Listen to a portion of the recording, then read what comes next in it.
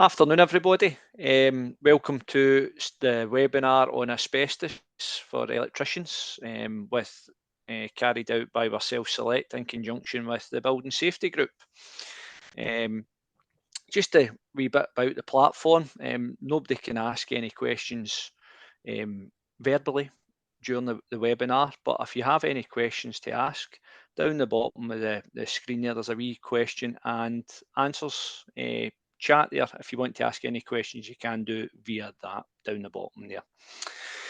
Just to let you know, this has been recorded as well and is available to watch on Select's website at any time after the recording.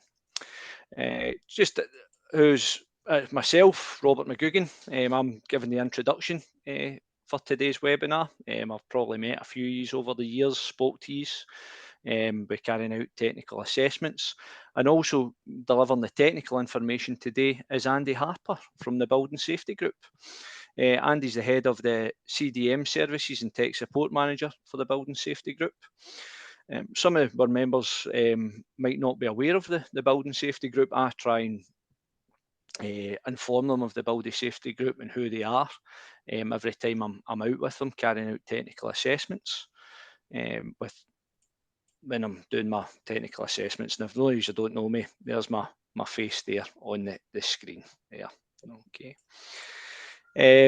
What a wee bit about the Building Safety Group. Well, Select and the Building Safety Group started working together around about 2018, and the Building Safety Group are the UK's largest not-for-profit construction safety group in the UK. It focuses entirely on the quality to ensure that they deliver the highest standards in health and safety and advice and guidance to their members. Andy will fill you in a wee bit more about that shortly. It's owned by the members, run by the members for the benefit of the members. Very much like Select, to be honest with you. Yeah, so they've got, obviously, Andy will go through their ethical, practical, consistent and transparent views. He'll give you a wee general overview of it, is what they do with regards to health and safety. Okay. Like I've said, they've been in partnership since 2018. Also with the Building Safety Group, the Building Safety Group gives Select members unlimited free access. It's included in your membership fees. Gives Select members unlimited access to online health and safety information portal, RAM software and safety advice. So that's another useful tool out there for our members that is free and available to use via the Building Safety Group's website. And like I've said, it's delivered free as part of the Select membership. Okay. Well, I'll be passing you over to Andy, who will deliver the technical content regarding today's asbestos webinar for our members. So, okay, over to you, Andy. You okay? Thank you, Robert. As Robert said, my name is Andy Harper. I'm the technical support and CDM support manager for BSG. What that involves is support our members, including yourselves, in any area of construction, health and safety. And we are here to support and to serve you. Next slide, P4.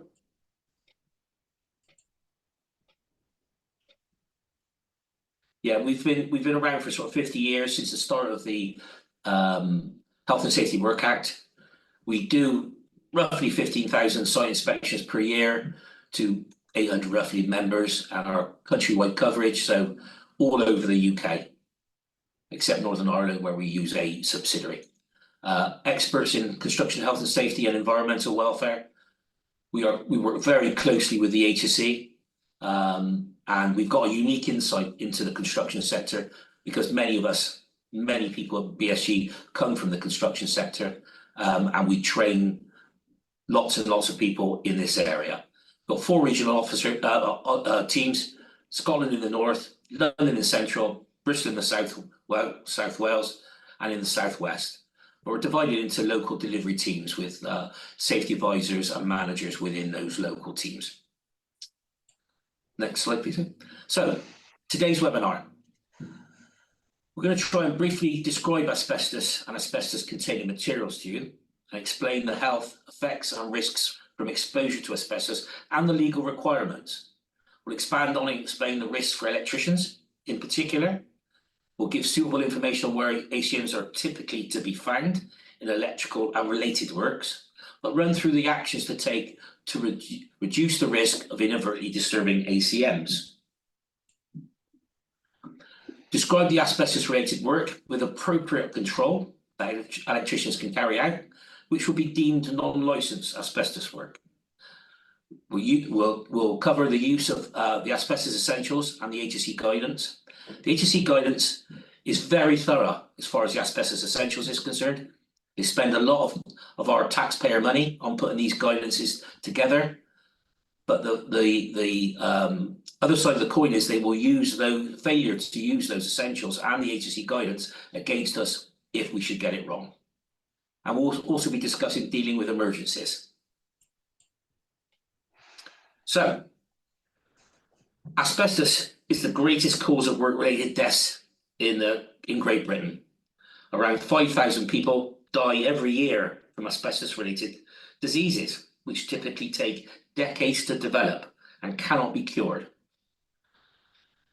As you can see from the slide, it's made up of tiny invisible fibers that can be breathed in or rest on your clothing.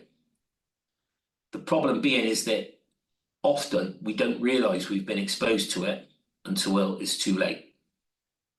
Okay, next slide, please. There are these two main types on the screen now. Obviously, crucidolite and blue asbestos, it's called blue asbestos, and andesite, which is brown asbestos, or an amphibole fibre, and that means the fibres are sharp and spear-like.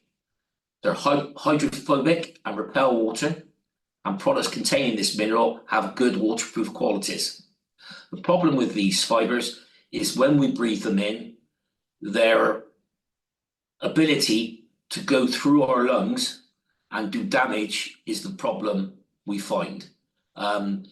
It doesn't take many fibres to cause us any problems, and theoretically, one fibre can cause a hideous amount of damage.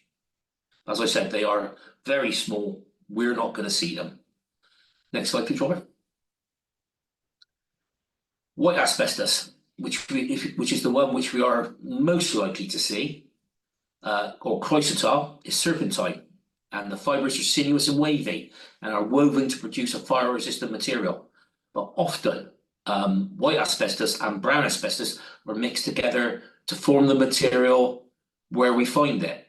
So you can have a panel or a section of asbestos containing material which have a mix of white asbestos and brown asbestos. So where is it? Where is asbestos? Where will we find it? It's any building constructed or refurbished before 2000. It may contain asbestos.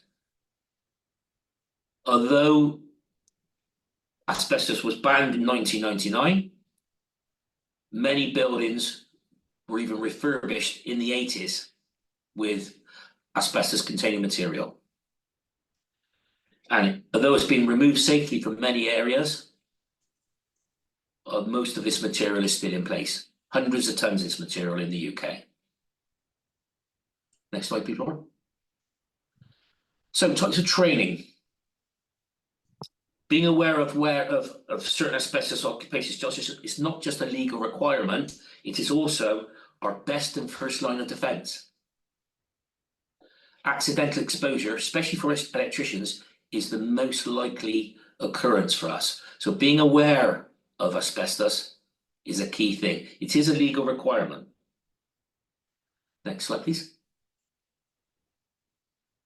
Asbestos awareness training must be given to employees where it is foreseeable that their work will disturb the fabric of the building. And this will involve demolition, refurbishment, maintenance, and allied trades. So reasonably, that could count for all of that.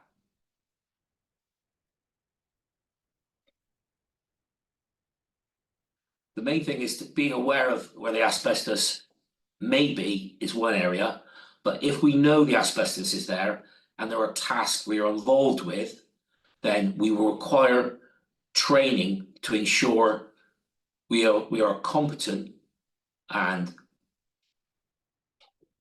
able to do this. It's called non-licensed asbestos removal.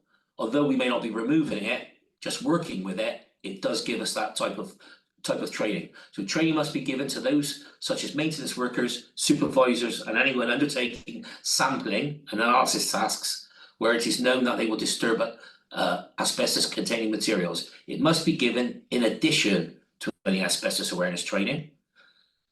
There is some details in the later on in our slides where we give you the details of the training available to you by Select. But it's only certain tasks involving asbestos which we will be allowed to do. Next slide, please.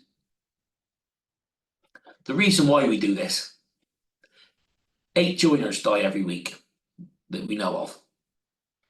Next slide. 4 plumbers die every week that we know of.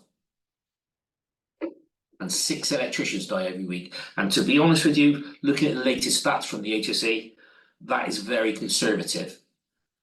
I think many, many more electricians die from asbestos-related diseases than are reported. The simple reason being is that the death certificates sometimes don't declare the trade or give asbestos-related diseases as the final result of the death. It's sometimes other areas. Next slide, please. So, legally, what we must do if we're an employer or we're responsible for the maintenance and repair of non-domestic premises to assess and manage the risk from asbestos. Everywhere which has been built prior to 2000 must have an asbestos management survey carried out.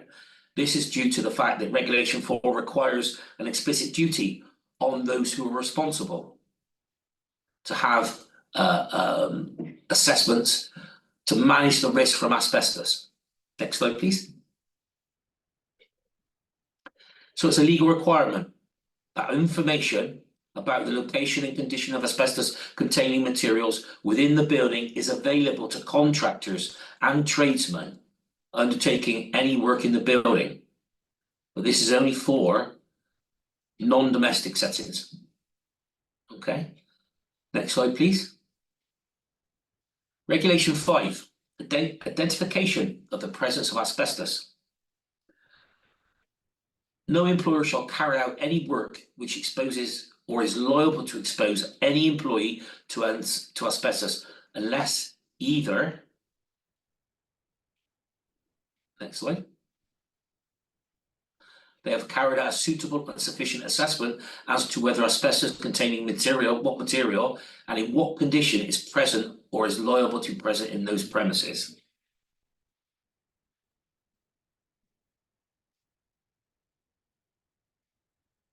So, it was seen from these regulations there were clear duty holders. So next slide, please, Robert. The client or landlords of the premises or site being worked on have a duty to manage the risks associated with asbestos under the control of Asbestos Regulations 2012 with surveys and information. Employers, if applicable, so if you're an employer, you also have a duty to your employees under the Health and Safety at Work Act. But you also have a duty to ensure your own health and safety if you're an operative, as well as ensuring anything we do does not affect the health and safety of others. Clear duties. As far as the clients or the landlords, they must provide us with information and surveys. Our employers, if we are employed, need to make sure that we've done what we should be doing under the regulations. And also, if we are employees, we have a duty as well. And what that means by ensuring anything we do does not affect the health and safety of others. For example, should we blindly go into an area and disturb asbestos containing materials and it affects others, then we have broken the law as far as the Health and Safety at Work Act is concerned. Okay, next slide. So where? As electricians, where might we expect to find asbestos? Obviously, there are set areas where we would normally expect to find this. All right. The key is that most of these are covered by the asbestos essentials. There are areas where we know we might find it, and we would be capable of working in those areas or removing those particular areas under license, under non-licensed conditions. But we must have the training. We'll talk about the training separately. Other areas we might find it. Fuse carriers ourselves, backing boards. In that we can actually work in those areas with the correct training. Texture coatings. Where do you find them? Texture coatings were used to produce decorative finishes on ceilings and walls in the past. There have been various trade names such as Artex. Any texture coating applied before 1970 would have contained asbestos. Between 1970 and 1999, products that did not contain asbestos became available, and so texture coatings applied between those dates may not have contained asbestos. From 2000 onwards, no texture coatings would contain asbestos. So, definitely before 1970, between 1970 and 1999, it may do. The only way we would know that is by testing it.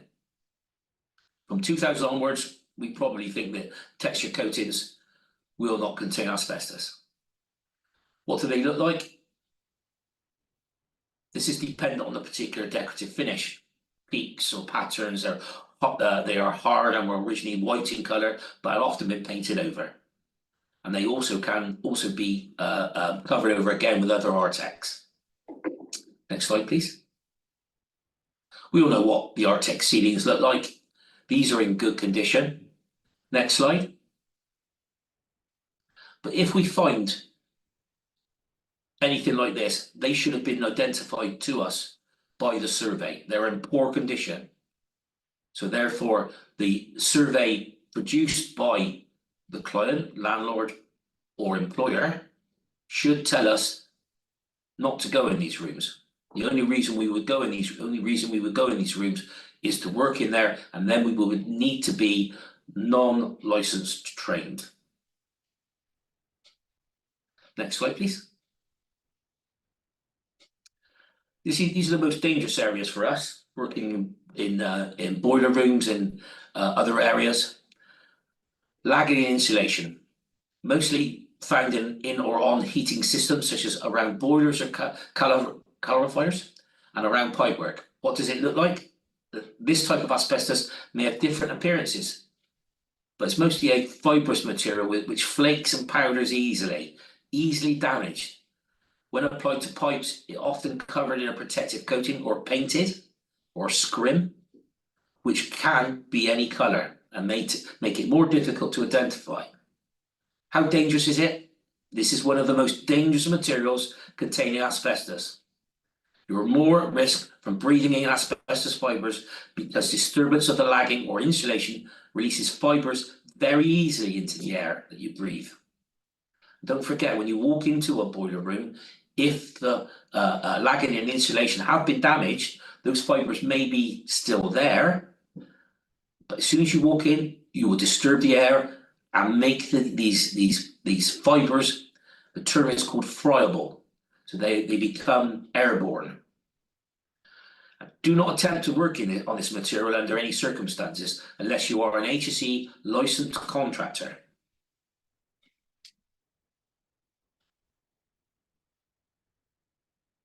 Next slide, please. So what's it look like? Asbestos pipe insulation normally contains chrysotile and amosite mix, but not always. And asbestos lagging generally exists in two forms: hand applied, hard set, they termed as, applied to pipes and elbows. Preformed sectional pipe insulation. I can't stress how easily damaged this material is over many years. And once it's damaged and the surface has been broken, fibres will continue to be released into the air. Next slide, please. Asbestos panelling around gas and electric meters. Often you'll find that people have worked in these areas and they may have drilled through this or altered it in some way, often releasing fibres as well. So caution is obviously paramount. Next slide, please. So this is the asbestos awareness e-learning available to you from Select. Recommend this as a starter. Obviously, the awareness side of things is being aware, as we all are, of asbestos, and it'll reinforce some of the messages to the app. But should you require to become involved in any area where you need to work with or disturb or remove anything along the things we've just discussed about, then obviously the correct training will be required.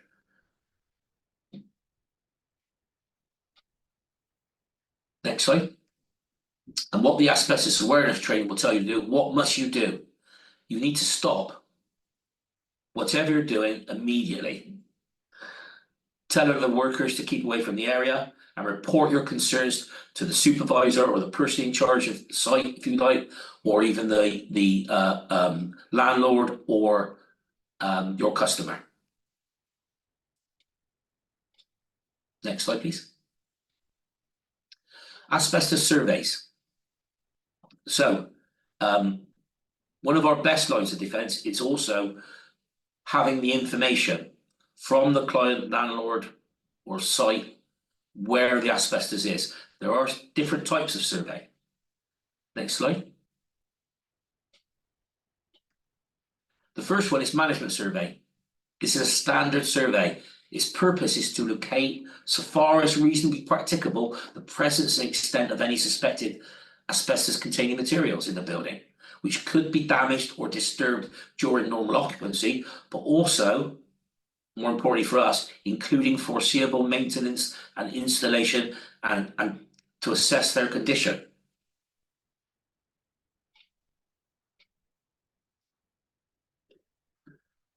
The key area is the fact that somebody's been there to look at this in advance of us being there. Management surveys may often involve minor intrusive work in some disturbance, and the areas inspected should include underfloor coverings, above full ceilings, ceiling voids, lofts, inside risers, service ducts, lift shafts, basements, cellars, and underground rooms. Only way we'll know where the areas that the management surveyors looked at is to read the report. And if we don't read the report and satisfy ourselves that the areas that we're going to have to access are okay, then we could walk into it. Next slide, please. The next slide is more to do with if we're doing refurbishment onto sites, or though we will be doing any demolition, they are called refurbishment and demolition surveys. Refurbishment surveys will be required for all work which disturbs the fabric of the building in areas where the management survey has not been intrusive. Demolition survey is needed before any demolition of work is carried out, but this type of survey is used to locate and describe, as far as is reasonably practicable, all ACMs in the area where the refurbishment work will take place, or the whole building if demolition is planned.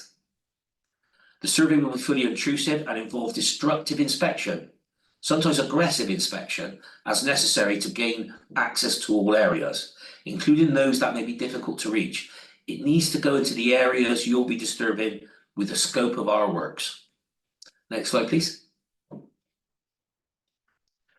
There is a specific requirement for all ACMs to be removed so far as reasonably practicable before major refurbishment or final demolition. If we gain access to a refurbishment survey and the surveyor has said this material will need to be removed before any work is done in that area, we need to check that it's been done. Removing ACMs is also appropriate in other smaller refurbishment situations which involve structural or layout changes to buildings. For example, removal of partitions, walls, and units, etc.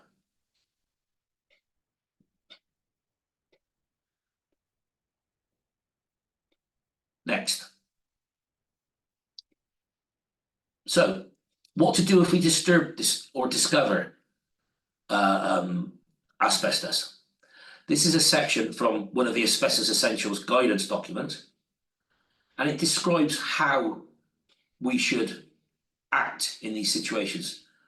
Your emergency procedure should include managing an uncontrolled release of asbestos materials into the workplace. Steps should be taken to warn everybody who may be affected, exclude from the area anyone who's not needed to deal with the release, identify the cause of the uncontrolled release, and regain adequate control as soon as possible.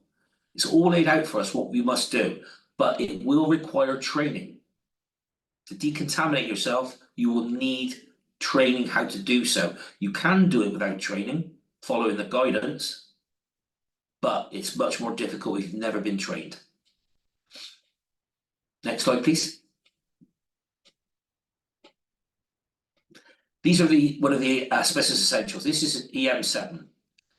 It says using damp rags to clean surface or minor asbestos contamination. Anybody undertaking this cleanup, again, must be non-licensed asbestos trained. Okay. Next slide, please. This one is personal decontamination. If you're exposed to asbestos fibers accidentally, got in your clothing or in your, anywhere around you, you are expected to decontaminate yourself. Nobody's coming to your rescue. There's nobody to send in or pass you something. You're expected to do this yourself. The phrase is Johnny on the spot. If you're there and you're covered in asbestos, the last thing you will want to do is contaminate somebody else, and that's what will be happening. Right? It covers all the processes involved in decontaminating yourself in these situations. But again, you will need non-licensed asbestos training. Next slide. For example, cleaning with damp rags, using a patting action. You're not going to be in a position to wipe this off. You need to get a damp rag and dab yourself to remove the asbestos fibers. But it will need training, and you will need, if possible, the kit which is on that photograph. Okay, be clear about that. Next slide. So, as part of your membership of Select, you get access to all our information on the BSG Hub, including some of the stuff here. There's also access to us as advisors. So if there's anything else you wanted to ask, we are available, and it's free access. It's free safety advice as part of your membership. Okay, next slide. So, any questions? I'll have a wee look here, Andy. Okay. Just to see if there's any on the chat. But while I do that, what I'll do is we've got a couple here that are quite kind of frequently asked from us, that you could maybe help us with. So regarding surveys, what do I do if it is a private rented house or domestic property, which a lot of our members will certainly be working in throughout Scotland? Yeah, absolutely. The bad news is they are not responsible for their asbestos. And as a contractor attending that property, do whatever work it is you're going to be doing, then you are responsible to make sure that you take whatever steps you need to protect yourself and protect others. We need to make sure that if we're dealing with a house which is possibly having asbestos, we will need our training and asbestos awareness to look for the areas where it could possibly be. If we find that it looks as though it needs a certain amount of survey or possible testing, then we will have to arrange it. It's not down to the private homeowner. Unfortunately, they're not experts, and they are not duty holders under the control of asbestos regulations. Okay. We've got a question here, Andy, from Stuart McClintock. I think he's just about to, he's got a question about exposed asbestos on a rental we have found. So I think he's just going to type in. He was Okay. just asking if he can ask the question. Yeah. So we've actually got a couple more come in here. So while Stuart's asking the question, we've got one from Kevin Griffin. Hi Kevin, how you doing?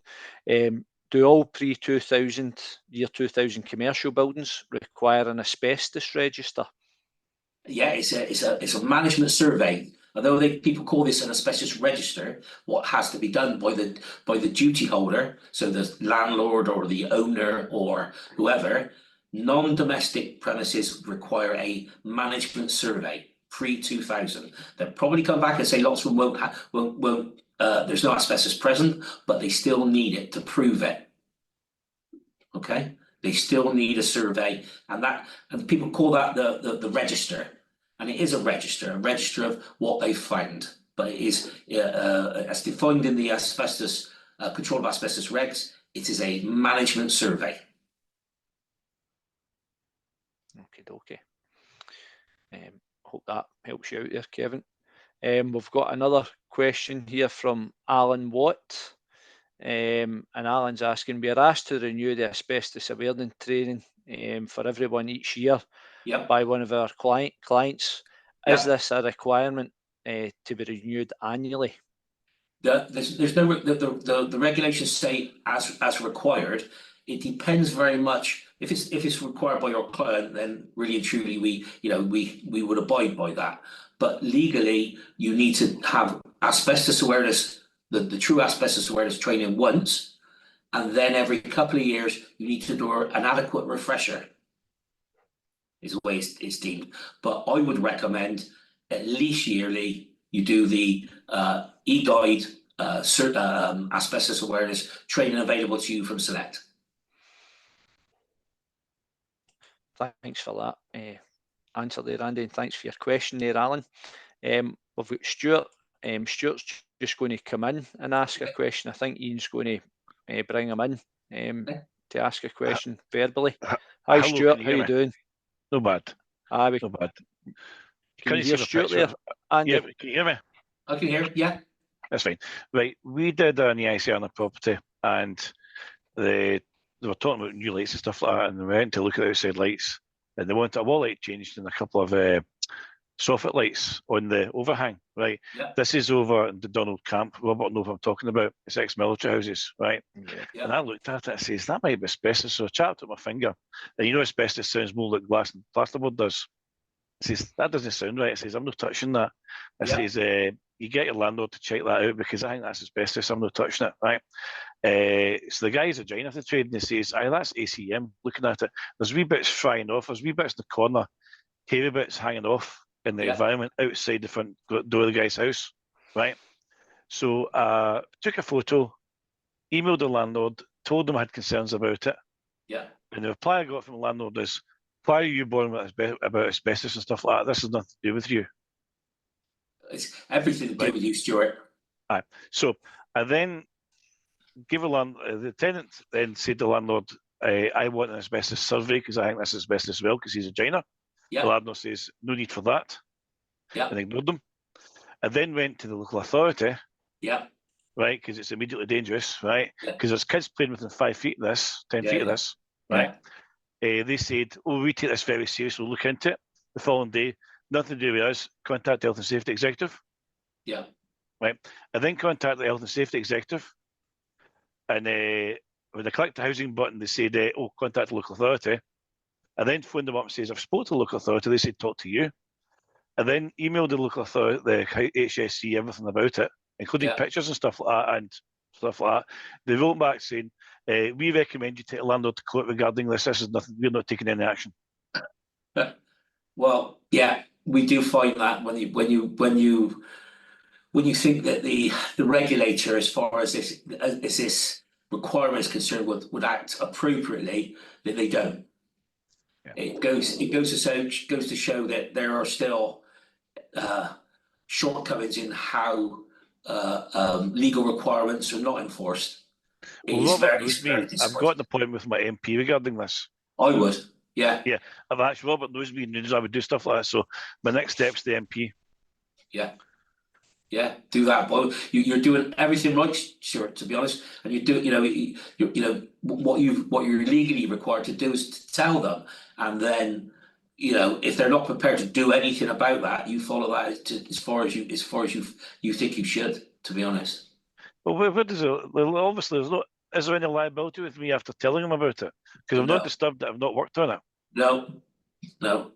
Make sure you've got in writing everything you've said to everybody, haven't you? Yeah, I've got it in writing, and I also record my calls, so the call recording to landlords there as well. Absolutely, mate. Absolutely, you've got it. You're covered. It's not your responsibility. The duty holder in this situation is the landlord. Yeah. Right. He is. Unfortunately, it sounds to me that certain other regulatory duty holders are not doing their job. So is the council meant to deal with this because it's in their area and it's open environment? They have enforcement policies, enforcement procedures. Yes. Right. So I should go back to the council and say. I would go back to both. Yeah. That's fine. I'll maybe do that then. If you should you wish to use our name, say I've spoken to a health and safety consultancy who I have access to, and they have insisted I contact you again. How much is an asbestos survey on this place? An asbestos survey well, it depends how big it is and what areas are going to be surveyed. Only the overhang. I'm only interested in the overhang outside the house. Yeah, probably. I would say under £500 for a sample and take a sample and then get it tested. Under £500. If it was £100.50, I'm taking the landlord to court because he's not paying his bill now. Right. But if it was £100.50, I paid it myself and added to the evidence to prove he's a bad landlord. Yeah. But I'm not paying £500 because I'll not get that back. No, that's right. No, that's right. Right, that's fine. That's all I want to ask. Okay, right. Thanks for your help. You're welcome. Cheers for that question, Stuart. Thanks for that. Can I ask a question, Andy? It's regarding switchgear, fuse boxes. Yeah. Obviously, we've seen a couple of images on the PowerPoint there regarding flash pads. I've come across them many a time, and I used to work in a lot of commercial buildings. They're still obviously found in domestic electrical switchgear as well, but I come across them every day when I was on the tools. So obviously I was doing kind of maintenance, fault finding type of thing. So I was maybe replacing fuses, fuse wire.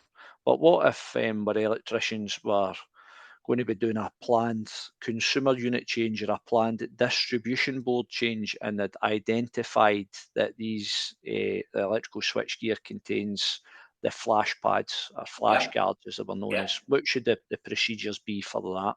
It's a non-notifiable, non-licensed removal. So therefore, whoever is going to be removing it will need to be adequately trained. So it's asbestos awareness plus non-licensed asbestos removal specific to the task, and then you follow the details within the asbestos essential task sheet, which is available on the ATC website. And obviously that will have cost implications on disposal of that. Yeah, it would have to be disposal, but there's guidance then within the asbestos essentials on how to dispose of it. Okay. Right. Well, thanks for that, Andy. Okay. Thanks for that. I'll just have a wee look on the question and answers again there. Yeah. But no, I think it's all been covered, Andy. Okay. I think everybody that joined has who I had to ask a question has asked. Okay. Yep, I think that's time for us to finish then. Okay. So thanks very much, Andy. Thank you. Thank you. Thank you very much. Cheers for that. Thank you. Good. Right, thanks for attending, everybody. Thank you. Bye now. Bye.